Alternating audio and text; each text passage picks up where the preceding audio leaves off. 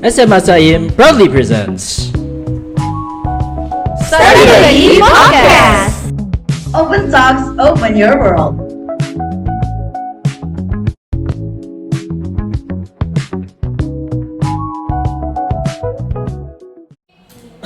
Welcome to Study Buddy Podcast Open Talk, Open Your World. episode 8. Ini bersama Bung Adi dan juga rekan saya Bung Iyas. Jadi kita akan membahas topik apa sih ya? Nah, ini bisa dibilang topik yang akan kita bahas itu menggoreng aja ya. Menggoreng. Benar-benar hangat sih. Ini topik perbincangan bisa dibilang Hangat fresh from the oven ya, ya. baru keluar dari oven. Oke. Nah, Kita topiknya ini apakah relate dengan kita ada income? saya rasa gitu ya, karena menurut saya topik yang akan kita bahas pada debat ini itu sudah sesuai dengan rektor atau narasumber yang sudah kita undang. Siapa sih? Siapa sih? Bertanya nih, saudara bertanya. Ini saya kira pertanyaan. Wah, penasaran kan semuanya? Oke. Langsung aja kita jawab dan langsung kita sambut Ustadz Ahsan.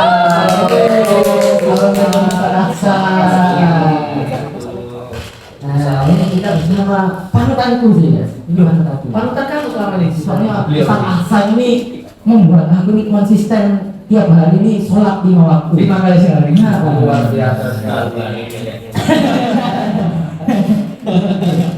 Oke. Nah, topiknya apa sih ya yang dari kita membahas itu? Nah, bisa dibilang topik yang sudah saya sampaikan di awal yang saya bilang menggoreng itu ya Ustaz ya. Itu adalah Muslim di era Gen Z atau Muslim Gen Z di era sekarang di era digital ini Ustaz. Nah, kan kita lihat ini banyak sekali distraksi ya Ustaz ya dari luar. Entah dari wanitanya, entah atau dari medsosnya. Nah, itu tanggapannya Ustaz gimana sih Ustaz? Apalagi ini bisa dibilang kan zaman edan ya Ustaz ya.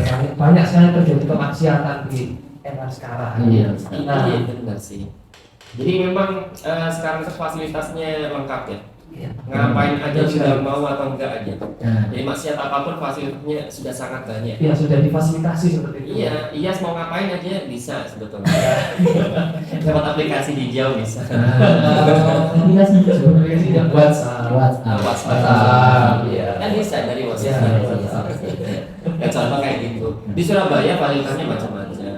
Ya penginapan untuk istirahat maksudnya itu bisa semua. Atau apapun lah ya, fasilitasnya semua ada, tinggal sebetulnya mau apa enggak.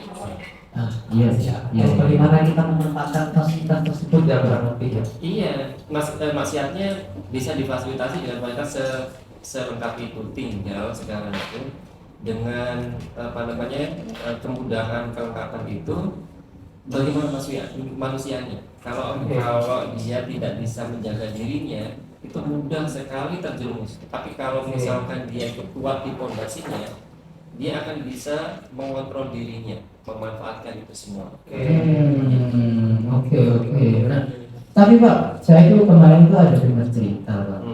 Itu ada Pak orang melakukan kemaksiatan itu dia istilahnya nyewa gitu Pak. Istilahnya nyewa, tapi dia tuh nggak bawa duit sampai dia itu membunuh orang yang dia sewa. Oh iya. Itu gimana Pak tanggapannya Pak? Itu kan kebangetan ya Pak. Itu maksiat terus mau dibilang Gila banget Pak. Tapi kan maksiat biasanya berkemungkinan. Maksiat satu akan dia berproduksi maksiat-maksiat yang lain. Jadi yang kasus itu saya tahu beritanya. Jadi dia sewa, dia nggak punya duit untuk membayar, akhirnya kemudian dia membunuh. Iya. Itu kan rentetan tuh. Iya. betul. Kalau dulu ceritanya itu ada yang dari minuman keras dulu, dari minuman keras kemudian berzina, dari berzina kemudian membunuh dan sebagainya, itu rentetan. Itu kan zaman dulu. Nah sekarang rentetannya itu memang sangat banyak dan tidak harus kasus yang klasik seperti itu. Bisa jadi sesuatu yang lainnya, berhubungan dengan perzinahan iya, berhubungan dengan judol iya, berhubungan dengan misalkan utang online, pinjaman pinjol, iya segala macam. Dan itu berkelindan satu sama lain, maksiat itu saling terhubung. Itu. Dan sekarang memang harusnya begitu, satu kemaksiatan ditopang dengan kemaksiatan yang lain. Kalau nggak begitu ya kurang optimal maksiatnya. Oke. Iya. Tapi Pak, saya lihat kan tadi membahas ada rentetan ya Pak. Nah, itu karena biasanya disebabkan karena apa sih Pak? Faktornya itu karena apa Pak? Apakah karena muslim di era sekarang itu imannya lemah sehingga mereka bisa dengan tanda kutip dibelokkan belokkan ke jurang kemaksiatan. Oke. Yang pertama kesempatannya sangat besar. Oke. Kesempatannya sangat besar. Kemudian untuk melakukannya juga banyak kemudahan. Yang ketiga, dan yang paling penting tadi ya, karena fondasi imannya nggak ada, sangat tipis gitu, sehingga mudah sekali.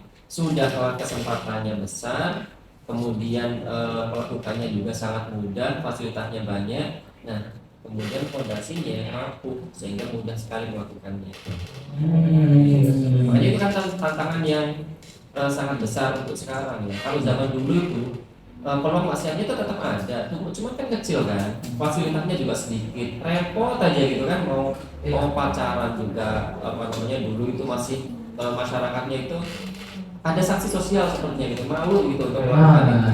Sekarang kalau pacaran itu yang pacaran yang apa namanya yang malu bukan yang pacaran, tapi yang mau lewat di depan orang pacaran.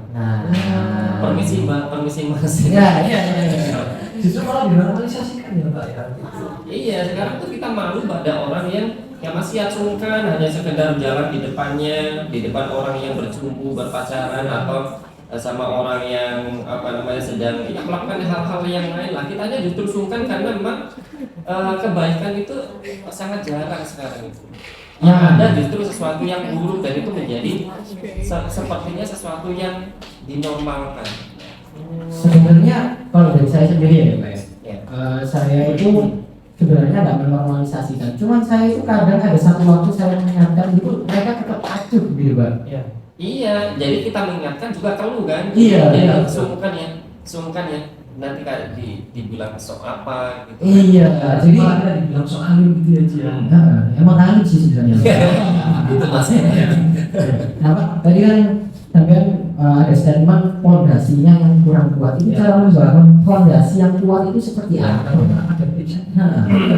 Gini. Jadi kita memang saat ini tidak hanya membutuhkan apa namanya pelajarannya, materi pelajarannya tentang pengetahuan tentang agama. Tidak hanya itu sebetulnya. Tidak hanya tentang pengetahuan agama yang kita perlu pelajari, tetapi juga kita itu membutuhkan lingkungan yang baik, Lingkungan yang mendukung, support system yang baik.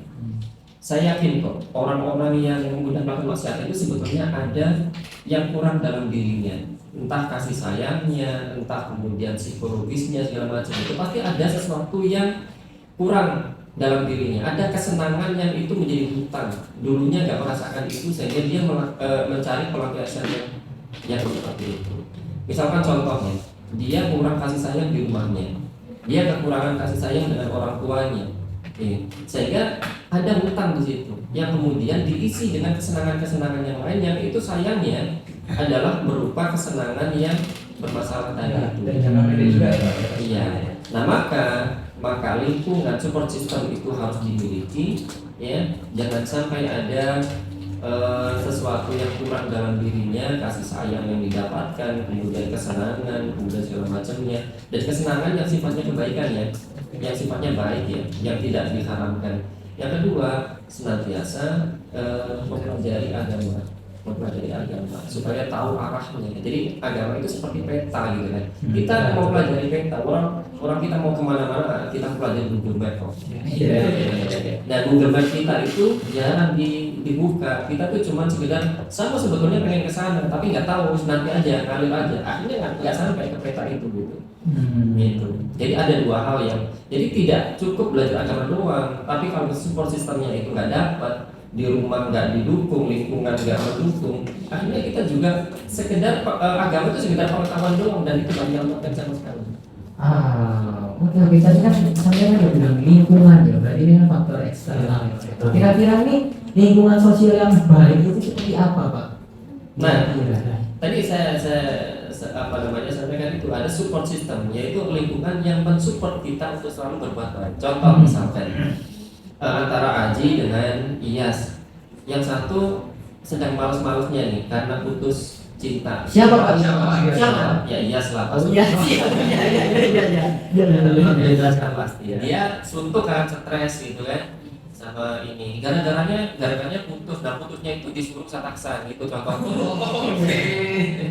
Kan suntuk tuh, males sholat gitu kan. Nah dalam keadaan males itu harus ada support system. Misalkan Anji nih, kamu nggak pernah jangan sendiri. Udah sekarang sholat aja dulu. Dan disupport gitu loh.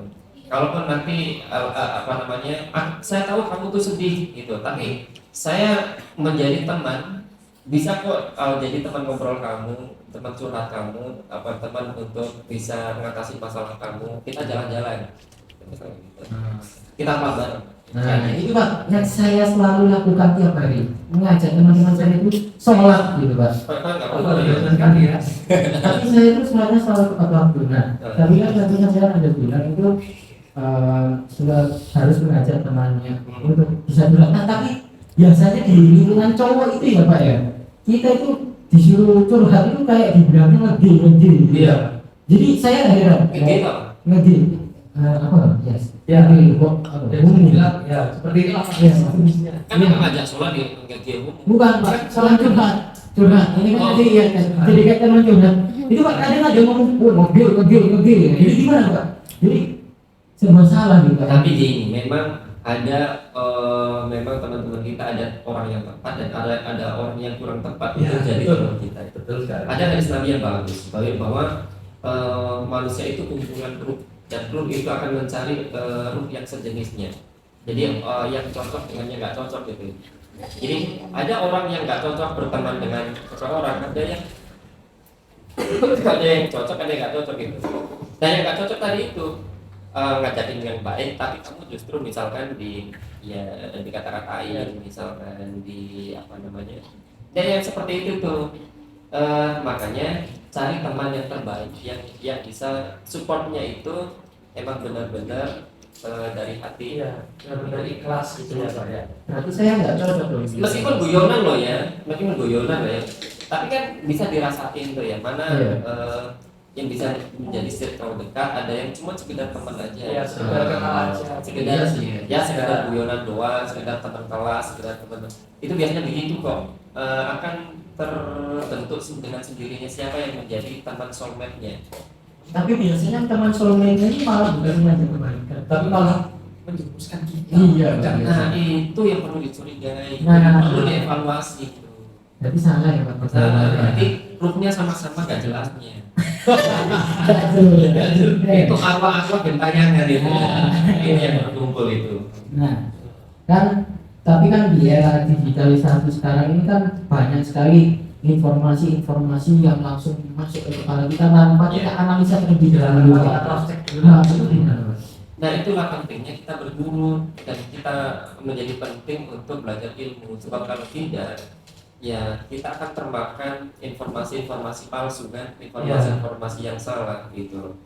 Dan lagi selain kita tidak berhenti untuk belajar supaya kita mengetahui mana informasi yang benar dan yang salah, kita juga belajar pengendalian diri, karena kadang-kadang kita itu terlalu obsesif dengan informasi baru. Saya yang pertama gitu kan, saya yang pertama tahu, saya yang pertama share, saya yang lebih banyak tahu tentang itu. Kadang-kadang memang ada nafsu untuk itu memang. Dan atau sebaliknya, kalau ada apa-apa, ada informasi baru gitu, kita langsung perasaannya mungkin boleh jadi sangat antusias, boleh jadi sebaliknya sangat down dengan informasi itu. Aduh, langsung kepikiran gitu kan. Karena itu belajar juga pengendalian diri terhadap apapun informasi yang kita terima. Gitu. Jadi kalau misalkan kita ada informasi apa, gosip apa gitu ya, tenang, santai aja. Saya akan berbuat sesuatu memastikan informasi itu valid atau tidak. Jadi ada ketenangan, sifat tenang untuk bisa merespon informasi itu sambil dicari kebenarannya. Nah, Kayak gitu. Oke, Yas. Ternyata kita udah ada berapa menit ini ya sih? Ngobrol panjang sekali ini kita. Cukup panjang ya, karena topik yang kita bahas juga ini sepertinya berakar-akar ya, sangat berakar-akar ya, Ustaz ya. Mungkin saya minta satu lagi tips untuk teman-teman muslim kita dan bahkan untuk kita bergabung ya, langsung saja kita tanyakan kepada Ustaz Hasan. Seperti yang sudah di-mention di awal bahwa Gen Z di era sekarang atau di era digital itu kan semuanya dimudahkan kita, otomatis dengan semua telah memudahkan itu kita mudah untuk melakukan apa saja dan kita menjadi sibuk, misalkan kita dipenuhi dengan berbagai macam aktivitas, misalkan sekarang banyak teman-teman saya yang setelah sekolah itu lanjut les sampai malam, kemudian ada kegiatan entah itu di kegiatan organisasi ataupun kegiatan apapun lah itu. Nah, kira-kira tips and triknya apa supaya teman-teman kita Gen Z ini tetap bisa menjaga konsistensinya dalam beribadah di tengah semua bagian kesibukan itu, kira-kira bagaimana? Oke, Gen Z sekarang itu saya dukung untuk bisa mengeksplorasi sejauh mungkin seluas mungkin pengetahuannya, pergaulannya. Tetapi kalian harus punya titik kembalinya. Nah, titik kembali itu makanya standar prinsip yang harus kalian pegang supaya tidak keluar dari jalur yang semestinya. Saya bayangkan gini, kayak bandul gitu ya, bandul itu ditali itu kan ada titik kembali. Dia berputar kemanapun, dia bisa pergi kemanapun seluas-luasnya, tetapi dia punya titik untuk kembalinya, dan itulah yang menyelamatkan seseorang. Gitu, itulah yang menyelamatkan seseorang. Kalian bisa bereksplor kemanapun, dimanapun, mengetahui apapun, ya, tetapi kalian harus punya satu titik kembali yang itu akan menyelamatkan kamu. Dan titik kembali yang baik itu adalah iman. Itu tadi iman sudah sesuatu kita bahas di awal. Nah, itu mungkin sedikit tips dari Ustaz ya untuk teman-teman semuanya yang ada di rumah ya. Nah, jadi pesannya Ustaz ya, mungkin untuk teman-teman yang saat ini dengan berbagai macam kesibukannya, intinya tetap sholat. Ya, kuncinya sholat mau. Ya, sholat mau. Kebiasaan saya itu. Dengerin Ngaji agak-agak ini mas. Ya. Saya Oke, ternyata kita udah berapa menit ya? Bisa ngobrol. Udah 17 menit. Itu kita harus mengakhiri dong ya. Sekarang kita udah berada di. Iya, dan apalagi narasumber kita ini Yoni sangat sibuk sekali. Sangat sibuk. Schedule-nya karena akan ada jadwal bagaimana setelah ini Bapak? Ada beberapa tempat, tapi saya pilih salah satu. Ada beberapa tempat. Ada satu tempat. Tapi ternyata kita untuk menyapa teman-teman dari semuanya dari rumah. Oke. Luar biasa. Oke, kalau begitu kita harus mengakhiri ya, Yas. Oke. Saya sekali kita ingin ngobrol-ngobrol lama dengan kita dengan Bapak Hasan. Oke, terima kasih Ustaz Hasan atas waktu kesempatan kembali. Nah, kalau begitu sampai jumpa di episode selanjutnya. Bye bye.